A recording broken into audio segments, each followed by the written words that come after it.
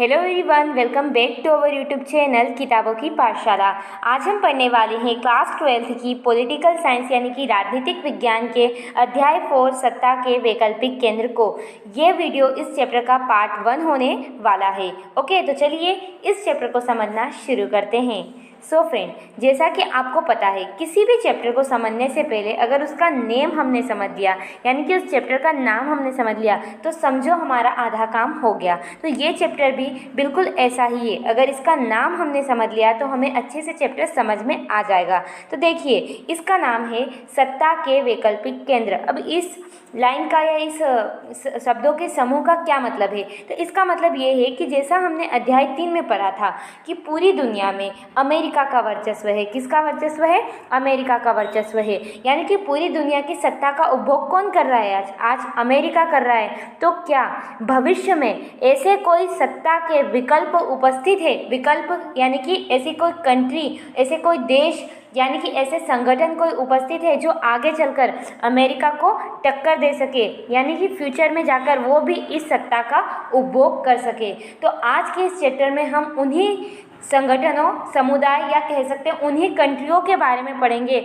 जो आगे चलकर इस सत्ता का विकल्प बन सकती है, यानी कि सत्ता का उपभोग कर सकती है और फ्यूचर में अमेरिका को टक्कर दे सकती है। इसीलिए इस चैप्टर का नाम रखा गया है सत्ता के वैकल्पिक केंद्र। यानी कि आज जो सत्ता अमेरिका के हाथ में है, भविष्य में ऐसे कौन कौन से देश हैं जो इस सत्ता का उपभोग कर सकते हैं। तो बस उन्हीं के बारे में हम पढ़ेंगे। तो चलिए, सबसे पहले हम पढ़ेंगे यूरोपीय संघ के बारे में। यानी कि हाँ, एक ऐसा संगठन है यूरोपीय संघ जो बहुत तेज़ी से आगे बढ़ रहा है और वो आगे जाकर अमेरिका को टक्कर दे सकता है। यानी कि इस सत्ता के उपभोग करने के लिए एक विकल्प है हमारे सामने, यूरोपीय संघ। तो इसके बारे में आज के इस वीडियो में, ये जो वीडियो भी चल रहा है, इसमें हम डिटेल से पढ़ेंगे कि यूरोपीय संघ क्या है, इसमें कौन कौन से देश शामिल है, ये कैसे बना, इसकी स्थापना कैसे हुई, साथ में इसके क्या क्या विशेषता है जो ये हमें बताती है कि हाँ, ये फ्यूचर में जाकर अमेरिका को टक्कर दे देगा। ओके, उसके बाद यूरोपीय संघ के अलावा आसियान संगठन के बारे में पढ़ेंगे। इसको हम पार्ट 2 में अच्छे से डिटेल से कवर करेंगे। ओके, और उसके साथ साथ हम चीन के बारे में पढ़ेंगे, चाइना के बारे में। इसकी भी इकोनॉमी काफ़ी फास्ट ग्रो कर रही है, तो इसके बारे में भी हम इस चैप्टर में पढ़ रहे होंगे। और भारत के बारे में, इंडिया के बारे में पढ़ेंगे। तो ये 4 मुख्य ऐसे समुदाय या देश हैं जो आगे चलकर, यह संगठन है जो आगे चलकर अमेरिका को टक्कर दे सकते हैं। यानी कि सत्ता के वैकल्पिक केंद्र ये हमारे सामने, आज ये हमारे सामने विकल्प है कि ये आगे जाकर हो सकता है कि इनमें से कोई ना कोई देश अमेरिका को क्या कर दे? टक्कर दे दे। इसके अलावा हम 2 और देशों के बारे में पढ़ेंगे, जैसा कि आप स्क्रीन पर देख सकते हैं, जापान और दक्षिण कोरिया के बारे में। इनके बारे में हम एकदम डिटेल से नहीं पढ़ रहे होंगे इस चैप्टर में, बिकॉज इनके बारे में हम बिल्कुल शॉर्ट में पढ़ेंगे। क्योंकि देखो, जापान की जो टेक्नोलॉजी है उस मामले में जापान बहुत एडवांस लेवल पर आगे चल गया है, इसलिए हम इसके बारे में पढ़ रहे होंगे। और दक्षिण कोरिया की जो इकोनॉमी है वो भी काफ़ी फास्ट ग्रो कर रही है, ये देश भी, कंट्री भी बहुत आगे निकल चुकी है, इसलिए इसके बारे में भी हम पढ़ेंगे। ओके, तो चलिए सबसे पहले शुरुआत कर लेते हैं यूरोपीय संघ से। तो देखो, यूरोपीय संघ, इसका मतलब क्या है, क्या मीनिंग है इस शब्द का? तो देखो, आपने दुनिया में महाद्वीपों का नाम तो सुना होगा। दुनिया में कितने महाद्वीप है? 7 महाद्वीप है। उन 7 महाद्वीपों में एक महाद्वीप है यूरोप महाद्वीप। अब जो ये यूरोप महाद्वीप है, ओके, ये यूरोप महाद्वीप है, इसके 27 देशों का समूह, यानी कि आप मानचित्र में यहाँ देख पा रहे हो, ये जो हिस्सा है ना, ये यूरोप महाद्वीप का है। और यहाँ के 27 देशों के समूह ने एक समूह बनाया, एक संगठन बनाया, और उसी को हम बोलते हैं यूरोपीय संघ। आई होप आपको समझ आया होगा क्या कहा मैंने। दुनिया में 7 महाद्वीप है, उसमें से एक महाद्वीप का नाम है यूरोप महाद्वीप, और वहाँ पर स्थित 27 देशों के समूह ने एक संगठन बनाया जिसे हम यूरोपीय संघ के नाम से जानते हैं। अब देखो, इस संगठन की स्थापना कब हुई है या फिर ये समूह कब बनाया गया? तो ये जो समूह है वो 1992 में बनाया गया, यानी कि यूरोपीय संघ की स्थापना 1992 में हुई। अब ये समूह बनाया क्यों गया, हम ये देख लेते हैं। तो देखो, कोई भी समूह राजनीतिक व आर्थिक साझेदारी के लिए बनाया जाता है, यानी कि हम सीधा सीधा कहते हैं विकास को बढ़ावा देने हेतु इस समूह का निर्माण क्यों किया गया? 27 देशों ने मिलकर यूरोपीय संघ की स्थापना क्यों की? विकास को बढ़ावा देने के लिए, यानी कि इन्होंने सोचा कि हम सारे देश मिलजुल कर एक साथ अगर प्रगति करेंगे, एक साथ रहेंगे तो हमारा विकास क्या होगा? बेहतर तरीके से होगा, और इसीलिए यूरोपीय संघ बनाया गया। आई होप मैंने अभी आपको जो भी जानकारी दी वो आपको समझ आई होगी। खास करके देखो, यूरोपीय संघ क्या है तो आपको बता देना है, यूरोप महाद्वीप में स्थित 27 देशों का समूह है। इसकी स्थापना कब हुई? तो 1992 में हुई। इसको क्यों बनाया गया? तो विकास को बढ़ावा देने के लिए। और ये आपको यहाँ पर यूरोपीय संघ का मानचित्र भी दिखाई दे रहा है। तो यहाँ से 1 मार्क्स के क्वेश्चन बन सकते हैं, तो इन सारे पॉइंट को अच्छे से अपने माइंड में फिट कर लेना। चलिए अब बढ़ते हैं यूरोपीय संघ को और करीब से देख लेते हैं। ओके, देखो, यूरोपीय संघ का एक संविधान बनाने की कोशिश असफल हो गई, लेकिन इसका अपना झंडा, गान, स्थापना दिवस और अपनी मुद्रा है। यानी कि ये जब संघ बनाया गया तो एक बार इसका संविधान बनाने की कोशिश हुई। अब चूंकि ये संघ है, समूह है, अच्छी तरीके से चले, अच्छी तरीके से काम करे, तो संविधान में क्या बनाए जाते हैं? कुछ नियम कानून। तो लोगों ने सोचा, इसके जो सदस्य थे उन्होंने सोचा कि हम संविधान बनाते हैं, पर जब उन्होंने कोशिश की तो वो असफल हुई, यानी कि संविधान बन नहीं पाया। लेकिन भले संविधान नहीं है पर इसका खुद का अपना झंडा है। ये आप यहाँ पे देख पा रहे हो ना, ये यूरोपीय संघ का झंडा है, और इसका खुद का अपना राष्ट्रीय गान है, स्थापना दिवस है, अभी हमने देखा, और अपनी मुद्रा है। अब जो ये यूरोपीय संघ है ना, इसकी मुद्रा है, उसे किस नाम से जाना जाता है? तो उसे यूरो नाम से जाना जाता है। किस नाम से? यूरो नाम से जाना जाता है। ये आपको ध्यान रखना है, यहाँ से 1 मार्क्स का क्वेश्चन आ सकता है कि यूरोपीय मुद्रा को किस नाम से जाना जाता है, तो आपको बता देना है यूरोपीय मुद्रा को यूरो नाम से जाना जाता है। ओके, अब चलिए देख लेते हैं यूरोपीय झंडे को। आप देख पा रहे हैं स्क्रीन पर, ये यूरोपीय झंडा है। अब देखो, ये जो यूरोपीय झंडा है ना, इसमें सोने के आपको कुछ स्टार दिखे रहे होंगे। अब ये क्यों बनाए हुए हैं भाई? अगर किसी देश का झंडा है, किसी समुदाय या किसी संगठन का झंडा है, उसके बनाने के पीछे कोई तो लॉजिक होगा इसे। तो आप सोच सकते हैं कि ये सोने के स्टार क्यों बनाए हुए हैं। तो देखो, सोने के रंग के सितारों का घेरा यूरोप के लोगों की एकता और मेल मिलाप का प्रतीक है। यानी कि ये जो स्टार्स है ना, ये वहाँ के लोगों की एकता का प्रतीक है, और साथ साथ में मेल मिलाप के, हम सब साथ मिलकर रहते हैं, इसका प्रतीक है। बिल्कुल इसको आप ध्यान से सुनना, क्योंकि एग्जाम में ये क्वेश्चन पहले आ चुका है कि यूरोपीय संघ के झंडे में निर्मित सितारों का क्या मतलब है। ओके, तो ये क्यों बनाए गए हैं? इसलिए क्योंकि ये एकता और मेल मिलाप का प्रतीक है। उसके बाद आप अगर इन स्टार को गिनो तो आप पाओगे कि ये टोटल 12 स्टार है। कितने? 12 स्टार है, 12 सितारे हैं। तो यहाँ पर 12 सितारे ही क्यों हैं? 13 भी हो सकते थे, 14 भी हो सकते थे, पर 12 सितारे ही क्यों हैं? तो इसके पीछे भी एक लॉजिक है। इसमें 12 सितारे, क्योंकि 12 की संख्या को वहाँ पूर्णता, समग्रता और एकता का प्रतीक माना जाता है। क्या बोला मैंने? कि ये जो 12 स्टार है ना, तो यूरोप में 12 संख्या जो होती है, 12 नंबर जो होते हैं, उसको क्या माना जाता है? एकता और समग्रता, यानी मेल मिलाप, मिलजुल कर रहने का प्रतीक माना जाता है। इसीलिए उन्होंने अपने झंडे में 12 गोल्डन स्टार रखे। ओके, तो बस आपको यहाँ से यही ध्यान रखना है कि यूरोपीय मुद्रा का नाम क्या है, और साथ में आपको इतना ध्यान रखना है कि ये जो झंडा है, ओके, इसमें सितारे बने हुए हैं, इनका क्या महत्व है, ये कुछ, क्योंकि प्रीवियस ईयर में ये वाला क्वेश्चन आ चुका है। सो आई होप आपको ये सारी चीज़ें समझ में आ गई होगी। अब चलिए समझ लेते हैं कि यूरोपीय संघ की स्थापना कैसे हुई। अभी हमने यूरोपीय संघ के बारे में डिटेल से पढ़ लिया, ये क्या है, कब बनाया गया, ओके, और फिर इसकी मुद्रा वगैरह के बारे में हमने जान लिया। अब हम ये समझेंगे कि यूरोपीय संघ कैसे बनाया गया, किस प्रकार से यूरोपीय संघ की स्थापना हुई। ओके, तो यूरोपीय संघ की स्थापना, इसको समझते हैं।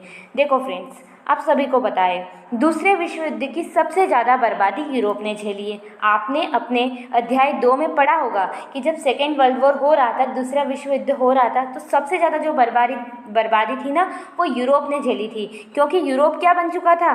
सेकेंड वर्ल्ड वॉर यानी कि द्वितीय विश्व युद्ध का अखाड़ा बन चुका था। तो अब इसने सबसे ज़्यादा बर्बादी झेली, तो क्या होगा? जिससे यूरोपीय अर्थव्यवस्था ध्वस्त हो जाएगी। सही है, अगर देश में नुकसान होगा तो इकोनॉमी पे इफेक्ट तो होगा इसे। तो इससे क्या हुआ? यूरोप की जो अर्थव्यवस्था थी वो काफ़ी बिगड़ चुकी थी, है ना। अब जैसे ही ये अर्थव्यवस्था बिगड़ी तो उस स्थिति में एक योजना आई जिसे कहते हैं मार्शल योजना। अब देखो, पहले ये समझते हैं कि मार्शल योजना है क्या। तो देखो, मार्शल योजना आई, ओके। तो ये क्या थी? तो देखो, अमेरिका ने यूरोप की आर्थिक स्थिति को सुधारने के लिए आर्थिक तौर पर जबरदस्त मदद की। यानी कि द्वितीय विश्व युद्ध के कारण अमेरिका की अर्थव्यवस्था बिगड़ चुकी थी, उसको सुधार करने के लिए अमेरिका ने यूरोप की आर्थिक स्थिति को सुधारने का सोचा और आर्थिक तौर पर यानी कि पैसे दिए, अर्थ के तौर पर मनी दी। ओके, तो इस प्रकार उन्होंने मदद की और इसी मदद को मार्शल योजना के नाम से जाना जाता है। बस इतना सिंपल है। मार्शल योजना क्या है? तो सेकेंड वर्ल्ड वॉर के कारण यूरोप की अर्थव्यवस्था बिगड़ चुकी थी।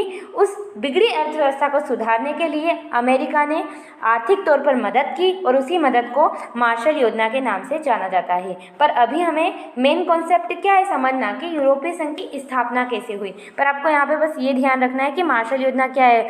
2 अंक में ये क्वेश्चन आपसे पूछा जा सकता है। ओके, तो देखो हमने इतना समझ आया आपको कि हाँ, अर्थव्यवस्था बिगड़ चुकी थी और अमेरिका ने सहायता की। अब स्थापना कैसे हुई उसको देखो, हम आगे कंटिन्यू करेंगे। देखो 1948 में मार्शल योजना के तहत यूरोपीय आर्थिक सहयोग संगठन की स्थापना की गई।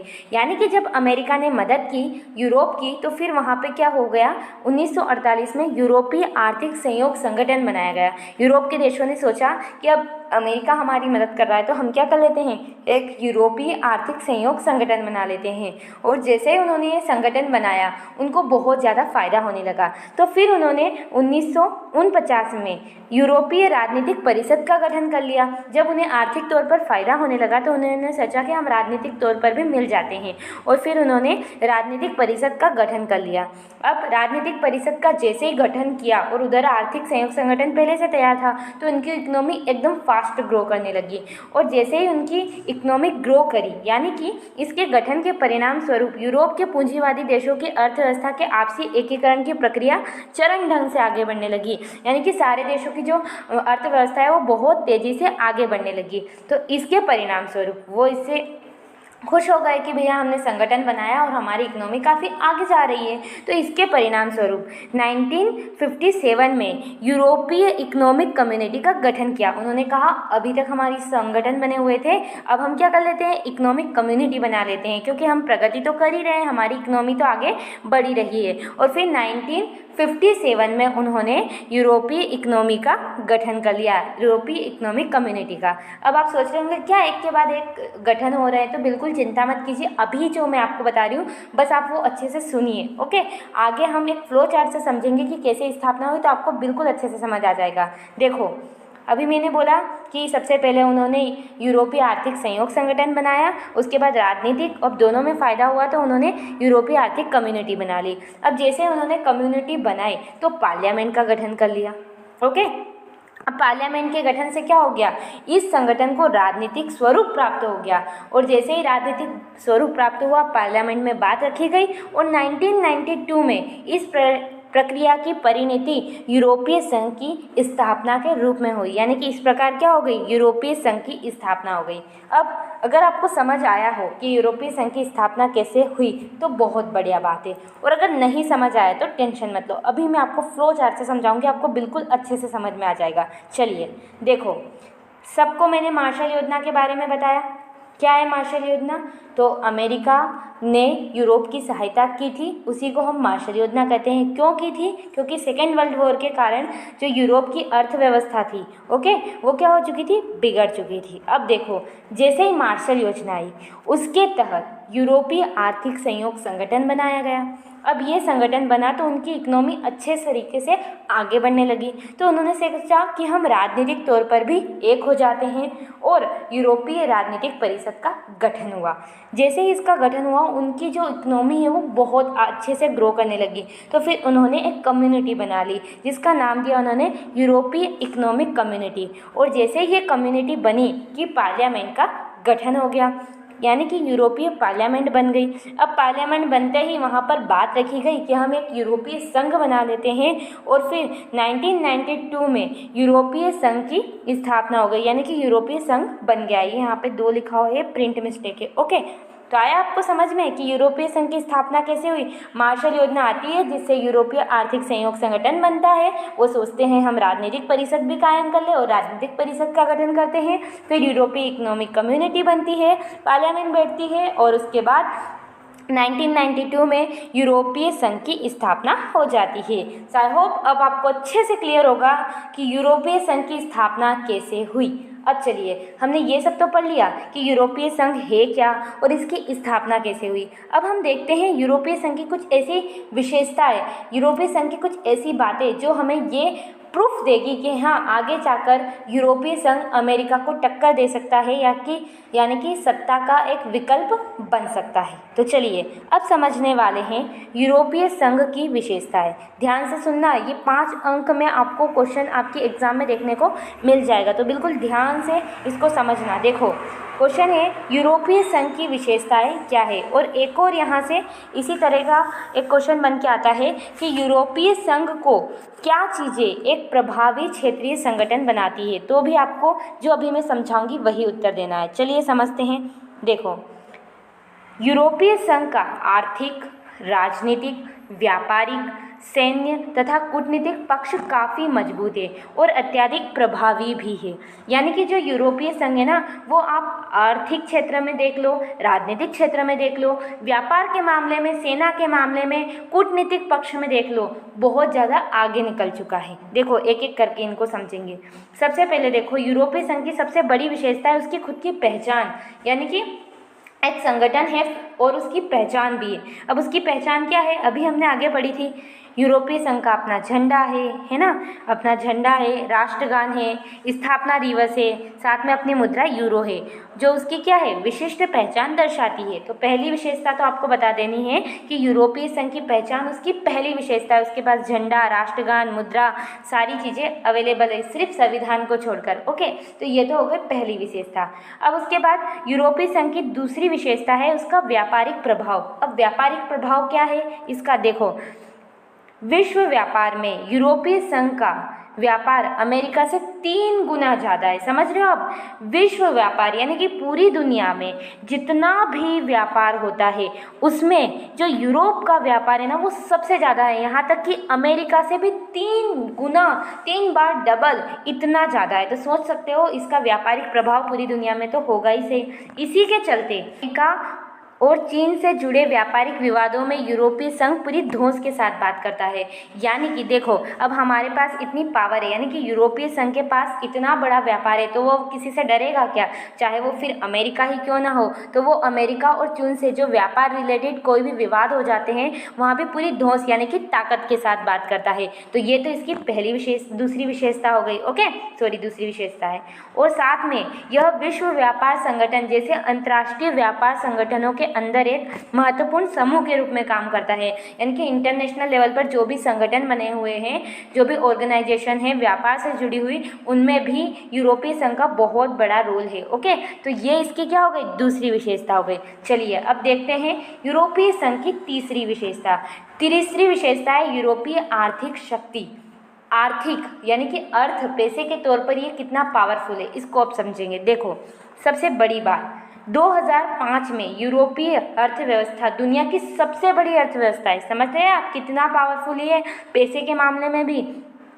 इसकी जो इकोनॉमी थी ना, वो 2005 में पूरी दुनिया में सबसे बड़ी थी और 2016 में दुनिया की दूसरी सबसे बड़ी अर्थव्यवस्था थी। यानी कि ये एक आर्थिक शक्ति वाकई में है। 2005 में सबसे बड़ी अर्थव्यवस्था, दूसरी सबसे बड़ी अर्थव्यवस्था 2016 में बनी। और इसका सकल घरेलू उत्पाद, जब ये 2016 में दुनिया की दूसरी सबसे बड़ी अर्थव्यवस्था बनी थी ना, तब इसका सकल घरेलू उत्पाद, अब सकल घरेलू उत्पाद किसे कहते हैं, वे वस्तुएं जो देश के अंदर, घर के अंदर, देश क्या है, हमारा घर है, तो घर के अंदर यानी कि देश के अंदर जो वस्तुएं बनती है जिनका प्रोडक्शन देश के अंदर होता है, उन वस्तुओं को कहते हैं सकल घरेलू उत्पाद, है ना। तो 17,000 अरब डॉलर से ज़्यादा इसकी मुद्रा यूरो अमेरिकी डॉलर के प्रभुत्व के लिए खतरा बन सकती है। इस लाइन का क्या मतलब है, देखो आपको मैंने बताया था ना, जो यूरो है वो क्या है, यूरोपीय संघ की मुद्रा का नाम है और अमेरिका की मुद्रा का नाम क्या है, डॉलर है। तो जो ये यूरो है ना, ये इतनी तेज़ी से आगे बढ़ रही है कि आगे जाकर जो अभी आगे है ना अमेरिकी डॉलर, उसके लिए क्या खतरा बन सकती है। तो आप समझ सकते हो यूरोपीय संघ आर्थिक शक्ति है, आर्थिक रूप में सुपर पावर बनने जा रहा है। तो ये तीसरी इसकी मुख्य विशेषता है। अब चलिए चौथी इसकी विशेषता देखते हैं, राजनीतिक प्रभाव। यानी कि राजनीति के क्षेत्र में ये किस तरीके से एक शक्ति के रूप में उभर रहा है, इसको देखिए। देखो, यूरोपीय संघ के 2 मुख्य देश फ्रांस तथा ब्रिटेन सुरक्षा परिषद में स्थायी सदस्य है तथा अन्य अस्थायी सदस्यों के समूह में शामिल है। यानी कि यूरोपीय संघ के जो सबसे बड़े दो देश है ना, फ्रांस और ब्रिटेन, वो सुरक्षा परिषद, और सुरक्षा परिषद बहुत बड़ी ऑर्गेनाइजेशन है और इसमें शामिल होना हर किसी का, हर देश का सपना होता है, क्योंकि ये बहुत ही इम्पोर्टेंट रोल प्ले करती है पूरी दुनिया की सुरक्षा के लिए। ओके, तो इसके दो देश शामिल है, एक नहीं बल्कि दो देश इसके इस सुरक्षा परिषद में शामिल है। तो इसका राजनीतिक प्रभाव भी मजबूत हो गया और साथ में जो अस्थायी सदस्य होते हैं सुरक्षा परिषद में, उनमें भी इसके कुछ सदस्य देश शामिल है। इसके चलते यूरोपीय संघ अमेरिका समेत सभी मुल्कों की नीतियों को प्रभावित करता है। यही कहा मैंने कि सुरक्षा परिषद बहुत बड़ी ऑर्गेनाइजेशन है, उसका जो भी सदस्य होता है ना, वो पूरे विश्व को प्रभावित कर सकता है। तो अब इसके तो दो देश है, तो ये अमेरिका समेत सभी की जो पॉलिसी है, नीतियां है, उनको प्रभावित करेगा इसे। अतः इसका राजनीतिक पक्ष क्या है, काफ़ी मजबूत है। ये राजनीतिक के क्षेत्र में भी काफ़ी आगे जा चुका है। ओके, अब देखते हैं इसकी पांचवी विशेषता जो है सैनिक प्रभाव। अब सैनिक प्रभाव यानी कि सेना के मामले में यूरोपीय संघ ने क्या क्या प्रगति की है उसके बारे में देखेंगे। ओके, तो दुनिया की दूसरी सबसे बड़ी सेना यूरोपीय संघ की है। दुनिया में जितनी भी देशों की सेना है ना, उसमें से दूसरी सबसे बड़ी सेना यूरोपीय संघ की है। और पहली किसकी सेना है वो आपको मुझे कमेंट बॉक्स में बताना है, क्योंकि हमने चैप्टर 3 में पढ़ा है। ओके, तो कमेंट बॉक्स में आप बताना कि सबसे बड़ी सेना किसकी है और दूसरी सबसे बड़ी सेना यूरोपीय संघ की है। उसके बाद इसका जो कुल रक्षा बजट है ना, वो भी काफ़ी अधिक है, बहुत बड़ा इसका रक्षा बजट है। यूरोपीय संघ के दो देश, अभी हमने पढ़ा था ना, ब्रिटेन और फ्रांस, उनके पास परमाणु हथियार है और ऐसा अनुमान है कि इनके जखीरे में करीब 550 परमाणु हथियार है। यहाँ पे फिर प्रिंट एरर है, ये हथियार नहीं, यहाँ पर हथियार आएगा। ओके, तो 550 परमाणु हथियार किसके पास है, यूरोप के पास है। तो ये बहुत बड़ी बात होती है कि किसी देश के पास इतने परमाणु हथियार है। यहाँ तो कुछ देश अभी तक परमाणु हथियार बना ही नहीं पा रहे,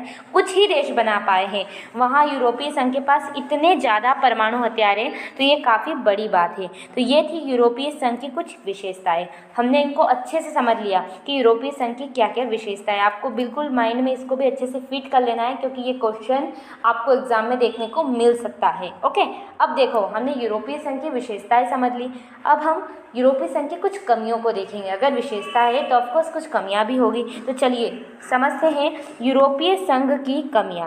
अब देखो कुछ ज़्यादा कमियां नहीं है इसकी, बिल्कुल थोड़ी सी कमियां हैं, अभी फटाक से देख लेंगे। देखो, अनेक मामलों में यूरोपीय संघ के सदस्य देशों की अपनी विदेश और रक्षा नीति जो कई बार एक दूसरे के खिलाफ भी होती है। यानी कि क्या हो जाता है कि यूरोपीय संघ के जो सदस्य देश है, उनकी विदेश नीति जो होती है वो उनकी रक्षा नीति के विपरीत हो जाती है। तो ये इनकी पहली कमियां है। दूसरी कमी है, यूरोप के कुछ हिस्सों में यूरो को लागू करने के कार्यक्रम को लेकर काफ़ी नाराजगी है।